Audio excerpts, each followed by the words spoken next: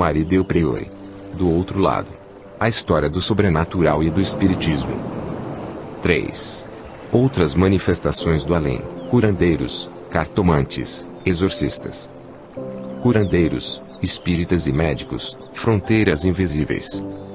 No final dos anos 1880, com os grupos kardecistas mais organizados, a preocupação era não confundir espíritas e curandeiros. Havia discriminação. Afinal, os espíritos de índios e negros eram considerados pelos kardecistas involuídos e carentes. Kardec, na verdade, nada escreveu a esse respeito. Porém, ao se referir a povos bárbaros e antropófagos, diferenciando-os dos civilizados, e ao considerar a escravidão um fator kármico, ele os convidava a evoluir espiritualmente. A filosofia espírita via na escravidão um agente purificador, uma karma. Mas, por acreditar na evolução das almas, 4 anos antes da abolição, a Federação Espírita Brasileira patrocinou uma subscrição popular para libertar cativos. Um grande especialista informa que, nessa fase de liberalismo e de congraçamento entre os diferentes grupos sociais, médiuns começaram a emprestar a voz de espíritos caboclos e pretos velhos, símbolo do sofrimento escravo. De fato, o espiritismo sofreu interferências do catolicismo popular e das religiões afro-brasileiras, resultando no que muitos especialistas chamam de espiritismo à brasileira. Exemplos não faltam para corroborar essa tese. Um caso acompanhado, dia a dia, pelos jornais foi o de um famoso curandeiro de Nicterói.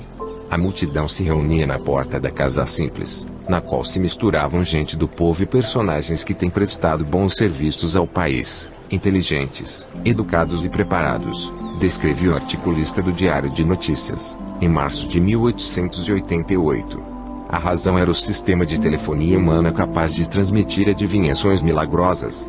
Antes, a adivinhação era doméstica. Cliente e curandeiro se isolavam atrás de um simples tabique. Mas, na casa de Marius, nome do célebre médico, havia até a recepcionista. Ele passara de operário relojoeiro a doutor, o que muito incomodava. Afinal, e os anos de estudos em posições legais? Seriam eles simplesmente substituídos por vontades sobrenaturais? Ele nada sabe, nada estudou. Mas a força superior que o inspira, os espíritos que guiam as suas prescrições não deixam errar o instrumento que escolheram, segundo o diário. Mas Marius era espírita? Definitivamente não. Ele não usava os meios com que se ouviam as manifestações dos finados.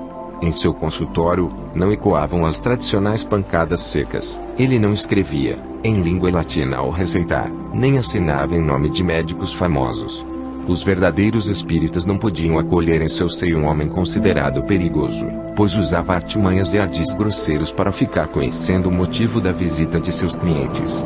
Contava-se a boca pequena que, apoiado no relato de 20 servidores, ou melhor, espiões do que seguiam as pessoas nos bondes e observavam-nas nos restaurantes, era fácil adivinhar suas vidas. As informações eram levadas ao curandeiro por gente montada em rápidos corcéis. Contudo, na descrição de seus seguidores, Marius, ou Eduardo Davi Rei, era mesmo milagreiro, tinha habilidades extraordinárias. Fazia maravilhas, revelava o futuro, calculava datas de nascimento, desfazia feitiços, examinava as linhas da mão, fazia perguntas antecipando no rosto dos clientes a resposta.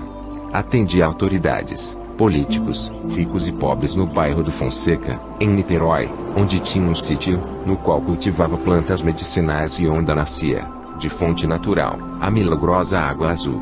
Os serviços de barcas ligando a capital a Niterói tinham sido recentemente inaugurados, facilitando o ir e vir de clientes. Católico praticante, Marius era conhecido como um homem generoso, a quem muitos deviam favores. Mas, na opinião do articulista do jornal, as peças da máquina de adivinhação não estavam tão azeitadas quanto os antigos relógios que Marius consertava. Corriam boatos sobre fraudes. O conserto de relógios não era tão rentável, por isso o feiticeiro de Niterói insistia em sua atividade. Por meio de cartas, os espíritas reagiram através de seus jornais. Atenção! Não seria sob a capa da respeitável doutrina que Marius poderia pedir proteção para sua vergonhosa profissão. Uma coisa era uma coisa. Outra coisa era outra coisa. E o papel da imprensa? Denunciar embustes. Por isso mesmo se multiplicava a publicação de causos que diferenciassem curandeiros e médiuns. O Diário do Rio de Janeiro gostava de reproduzir esses causos. Os vindos dos Estados Unidos eram inúmeros, pois lá os reclamos, ou propaganda, como é sabido de grande potência, enchiam jornais sobre eventos sobrenaturais. Por 13 ou 5 dólares, num ambiente de calma, semi-escuridão e aparato severo, era possível saber alguma coisa de verdade. Mas isso porque um olho clínico ou um olhar penetrante esquadrinhava o cliente. O resultado? Um artifício inventado pela máfia para esvaziar a bolsa do incauto. O tom do jornal era sempre de crítica contra possíveis fraudes. Os curandeiros seguiram anunciando livremente nas páginas de jornal até a década de 1870, mas, nos fins de 1880, a guerra foi declarada.